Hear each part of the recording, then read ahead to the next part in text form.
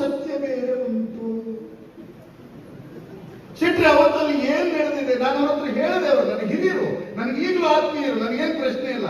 ಸಚಿನ್ ಅವ್ರ ಹತ್ರ ಹೇಳಿದೆ ನಾನು, ನೀವೊಂದು ನೀಲಿ ಪ್ಯಾಂಟು ಬಿಳಿ ಶರ್ಟ್ ಹಾಕಿ ಕೆಂಪು ಪೆನ್ ಇಟ್ಕೊಂಡು ನನ್ನ ಪಕ್ಕದಲ್ಲೇ ಕೂತಿದ್ರಿ ಶೆಟ್ರೆ, ಕರೆಕ್ಟಾ? ಹೌದು ಹೌದು, ಅದು ಮಾತ್ರ ಸತ್ಯ. ನೀವು ಬ್ಯಾಲೆಟ್ ಪೇಪರ್ನೆಲ್ಲ ನೋಡ್ಲಿಲ್ವಾ? ಅದು ನೋಡಿದ್ದು ಸತ್ಯ.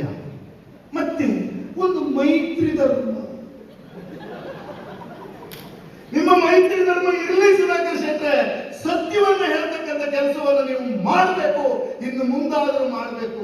ಇವರು ಏನ್ ತಿಳ್ಕೊಂಡಿದ್ದಾರೆ ಅಂತಂದ್ರೆ ಸುಧಾಕರ್ ಶೆಟ್ರು, ಮೈತ್ರಿ ಆಗಿಬಿಡ್ತದೆ.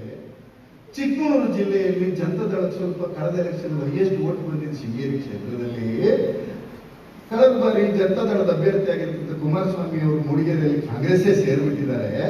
ಹಾಗಾಗಿ ಜಿಲ್ಲೆಗೆ ಒಂದು ಕೋಟಾ ಅಂತ ಕೊಟ್ರೆ ಈ ಶೃಂಗೇರಿ ವಿಧಾನಸಭಾ ಕ್ಷೇತ್ರವನ್ನ JDSಗೆ ಬಿಟ್ಟುಕೊಡ್ತಾರೆ ಅಂತ ಕೊನೆಯ ಆಸೆ ಒಂದು ಇಟ್ಕೊಂಡಿದ್ದಾರೆ.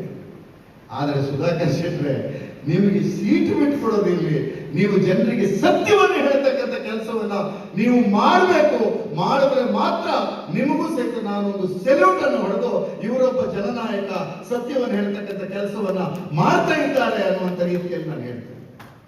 ಹೇಳ್ಬೇಕಲ್ಲ, ಅವರು ಅವತ್ತು ಕೌಂಟಿಂಗ್ ಆಯಿತು. ಕೌಂಟಿಂಗ್ ಆಗಿ ನನ್ನ ಪಕ್ಕದಲ್ಲೇ ಕೂತಿದ್ರು ಸುಧಾಕರ್ ಶೆಟ್ರು.